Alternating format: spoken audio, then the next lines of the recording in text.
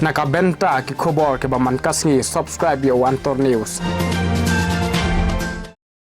Kublai phi baro kinigilong ki khubor bamta kasngi. Ministry Katnat Animal Husbandry and Veterinary ba Alexander Laluheng ne kasngi tho ding ula pentep ba ka sarkar jila Shen Kansas dang bantay ka hospital bapura tang jong kimrat hangni hanong ba Shillong. Ngidang pynkhreh ya ka detail project report DPR banbu ya ka ni ka hospital mrad ha ka jingmang tingka ka bakor khandai sau klur tingka ong uba hek habaya kran ba kinong tho khubor. Ula pentip baga jaka ban shna ye kani ka project kandai ha Upper Shillong kat kom ka jing ong jong u. So therefore, there's other speakers spoken before me and said everything about the technical, how we go to progress about the functioning of the departments. But my point is only thing, my target, our target. We cannot work single hands. We need the collective efforts. We need everybody to put our minds together to ensure that whatever we are doing, it should be for the beneficial, for the people in the rural areas and also for the poor people who want to be. We want tomorrow that our economy will be made a strong economy, will be a game changer. We can turn around. The veterinary department I have seen, I have learned not even 2% today.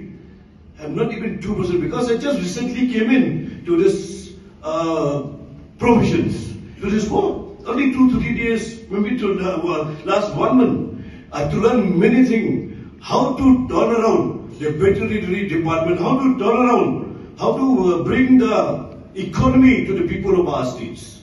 We really will be a great changer. We will be a game changer for the state of Meghalaya. Let us hope together, we work together, and definitely we are going to bring a complete paradigm shift for the state of Meghalaya through the veterinary. Ya ga jingterwa on sapha shaka sarkar preng bakan bei tingka. Ka jila Meghalaya hadu menta kampat don satyai ka hospital bapura ban sumar tangi kimran. Wat hadin ka jing kenjo ya palat san house nem ka jingyo yala ka jong ka jila bapura. Uba he guloong ba ka jila menta ka don tang ya ki veterinary dispensary jong ka Directorate of Veterinary East Khas Hills, Giant Hills, Bargaro Hills. Namar kata kapor kalagawa banginyo ya ka hospital bapura tang jong kimrat ka bandong ka jingkirku ka bakraw ya ki pait ba ka jila ula benram.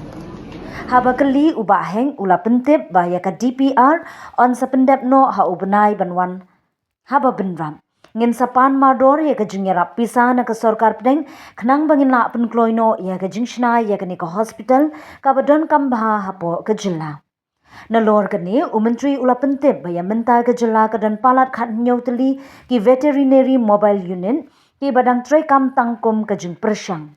Haba penpau ba ka jila ka dan palat arspa andrip saungut ki Dr. Veterinary uba hek ulaong sisien ba ka jila kalayo ila ka jong ka hospital meran katnat kan sawat ikilat kilenti ban ai kam ye ki doctor batamai ki veterinary assistant bat kiwe ki nong tray.